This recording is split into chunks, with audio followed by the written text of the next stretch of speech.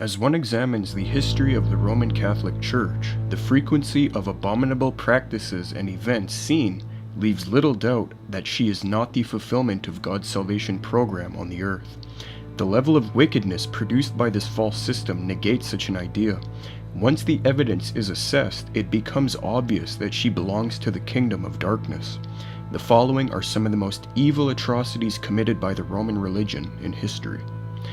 Pope Urban VI reigned from AD 1378 to 1389. During his reign, an anti-pope rose up, stating he was the real pope, that is Clement VII. Because Joanna, Queen of Nepal, sided with Clement VII, Pope Urban VI had her deposed and replaced by her cousin, Charles of Durazzo.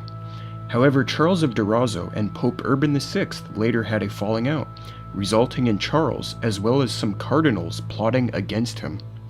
As a result, Pope Urban VI had 6 of these cardinals brutally tortured and then murdered. In fact, it is stated that while these cardinals were being tortured, Pope Urban VI complained that their screams were not loud enough for his satisfaction. Benedict IX reigned as pope twice in the 11th century. During his second reign, he actually sold his papal office to his godfather, Giovanni Gratiano, archpriest of the Venerable Church of St. John, who then became Pope Gregory VI. The papacy was sold to him for £1,500 of gold.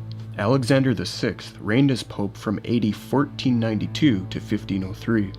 Historians note that he amassed ridiculous amounts of wealth.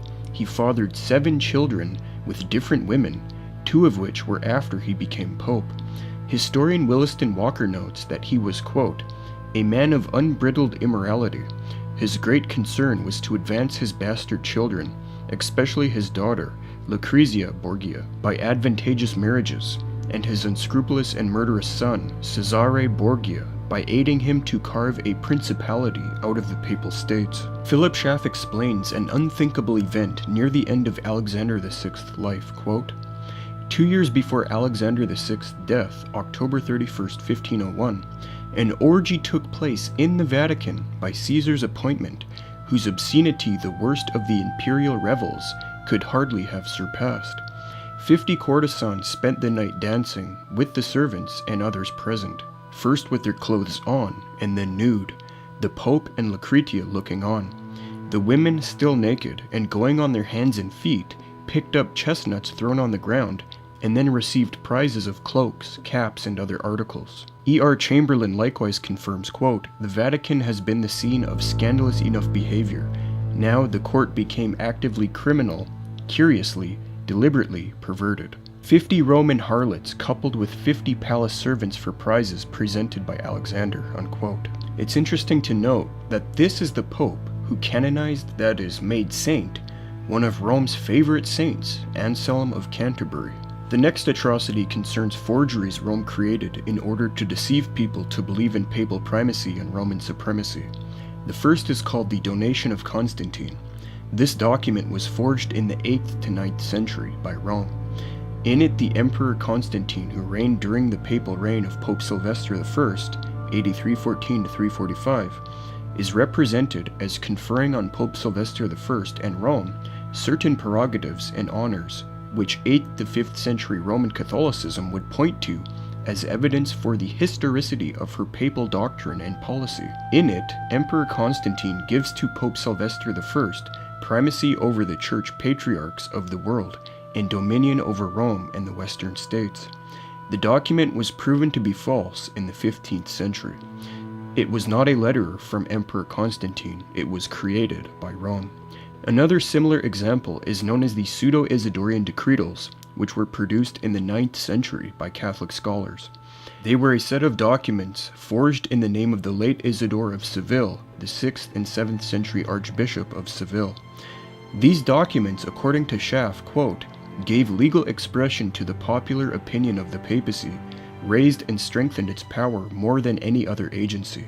In fact, on the same page, Schaff explains that the papal teaching within these forged decretals, quote, forms to a large extent the basis of the canon law of the Church of Rome, unquote. In other words, Rome's canon law, which is still used today, is based on these papal forgeries.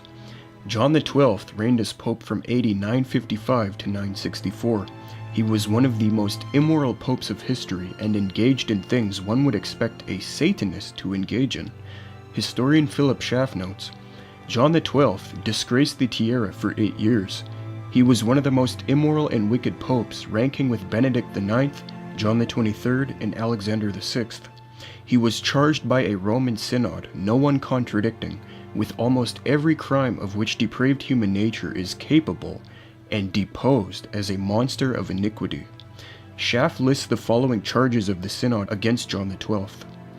Appearing constantly with an armed sword, lance helmet, and breastplate, that he neglected matins and vespers, that he had made a boy of 10 years a bishop, and ordained a bishop or deacon in a stable, that he had mutilated a priest, that he had set houses on fire like Nero, that he had committed homicide and adultery, had violated virgins and widows high and low, lived with his father's mistress, converted the pontifical palace into a brothel, drank to the health of the devil, and invoked at the gambling table the help of Jupiter and Venus and other heathen demons. Now, the reformers protested the veneration of relics which Catholics fervently sought out in the medieval era.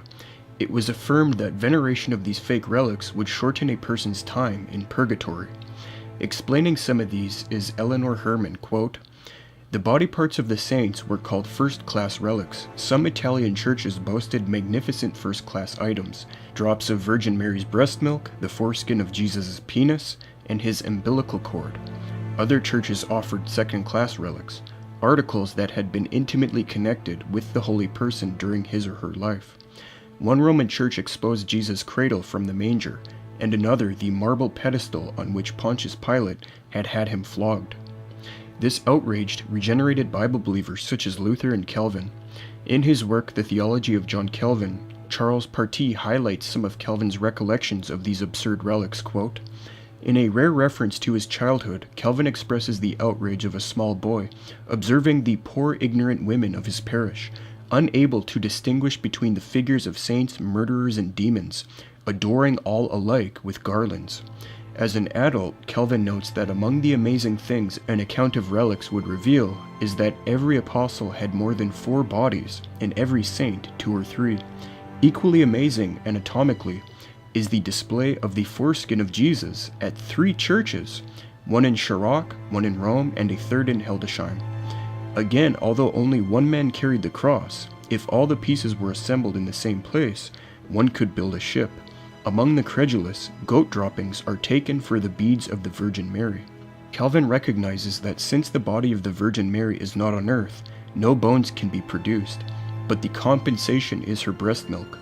Had the breasts of the Most Holy Virgin yielded a more copious supply than is given by a cow, or had she continued to nurse during her whole lifetime, she scarcely could have furnished the quantity which is exhibited, unquote. The pornocracy is a name given to a period of 68 years in the 10th century, which spanned the reign of 15 popes. It started with Sergius III, who reigned from AD 904 to 911, and lasted to John XIII's reign from 965 to 972. It was a period where a family of nobility called the Theophylact family, most notably the women of the family Theodora and her daughter Marozia, had firm control over the popes and led the papacy into much immorality, wickedness, and corruption. J.N.D. Kelly and M.J. Walsh note, the papacy itself was effectively controlled by this powerful, unscrupulous family. Pope Sergius III was intimate with and had a child with Theodora's 15-year-old daughter, Marozia. Their child would then be installed as pope by the Theophylact family when he grew up. He would be named Pope John XI. The way Pope Sergius III became pope was that he marched to Rome with an armed force, deposed anti-Pope Christopher, and had him thrown into the Gaul, after which he was executed. Pope John X, AD 914 to 928, was at first on good terms with the Theophylact family, which was at this time still controlling the papacy. However, because of certain political actions, Marozia, daughter of Theophylact, organized a revolt against him. They had his brother murdered, and he himself ended up being deposed of his papal office and suffocated to death. This family freely installed popes such as Leo VI, Stephen VII, and others. Marozia married numerous times during the siege of the papacy. Commenting on this horrible time, Philip Schaff notes, The papacy itself lost all independence and dignity, and became the prey of avarice, violence, and intrigue, a veritable synagogue of Satan.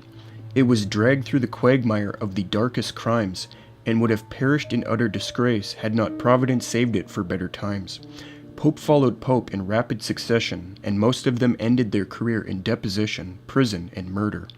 These Roman Amazons, Theodora and Marozia, combined with the fatal charms of personal beauty and wealth, a rare capacity for intrigue, and a burning lust for power and pleasure, they turned the Church of St. Peter into a den of robbers, and the residence of his successors into harem. And they gloried in their shame. Hence this infamous period is called the Papal Pornocracy, or Heterocracy.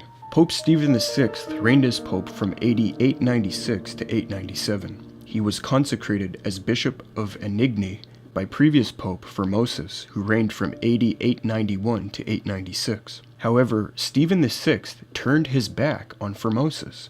After Formosus died, Stephen VI had his 8-month-old corpse exhumed, dressed in full papal vestments, and put on a throne for a mock trial on charges of perjury, coveting the papacy and violating the canons prohibiting the translation of bishops. A deacon stood beside Formosus' dead body and answered for him at the mock trial. Formosus was declared to be guilty, his fingers cut off, and his body tossed into the Tiber River. This is truly satanic. Stephen VI's actions did not go unpunished. A few months later, the outraged Catholic supporters of Formosus, as Kelly and Walsh note, quote, deposed Stephen, stripped him of his papal insignia, and threw him into the Gaul, where he was shortly afterwards strangled, unquote. Next is the historical abomination of indulgences. An indulgence is the remission of temporal punishments of sin here and in purgatory. It was proclaimed by medieval Rome that these indulgences could shorten people's time in the non-existent place called purgatory. Pope Urban II, who reigned from AD 1088 to 1099, offered indulgences to the Crusaders who died battling Muslims, whereby all their temporal punishments for sin were said to be remitted. Not only is the idea of indulgences an abomination, but the fact that Roman Catholicism sold indulgences in the Middle Ages is unthinkably satanic. On April 18, 1506, Pope Julius II put out a bull promising indulgence to those who paid money to him. He would use these funds to construct St. Peter's Basilica in Rome. Rome commissioned certain preachers like Tetzel to go around scaring Catholics into giving their money so that they could get loved ones out of purgatory faster. The logical abuse which came about is that people would sin willfully, thinking it was okay since they would just pay money to get the temporal punishments for sin remitted. This despicable practice was fervently opposed by the reformer Martin Luther.